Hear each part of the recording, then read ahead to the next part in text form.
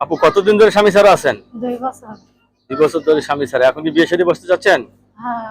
ছেলে যে বয়সের হোক, সমস্যা আছে না আপনার? না, কোনো সমস্যা নেই। সমস্যা নেই না? না। রাত্রে ঘুমান কয়টায়? ঘুমাই ভাই 10টা 11টা 12টার দিকে। 10টা 11টা বেজে যায়।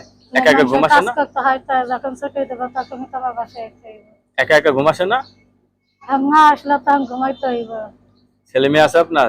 হ্যাঁ, একটা মেয়ে আছে, একটা ভাই আছে। একটা বাসা মা ভাড়া আছে। নিয়ে থাকেন নাকি নিজস্ব বাড়ি? ভাড়া থাকি। কত টাকা বাসা ভাড়া দেন? 2000 টাকা। 2000 টাকা বাসা ভাড়া? হুম। কামই করবেন না 2000 টাকা বাসা ভাড়াই কি দিবেন? করবো? গরিব মানুষ। গরিব মানুষ।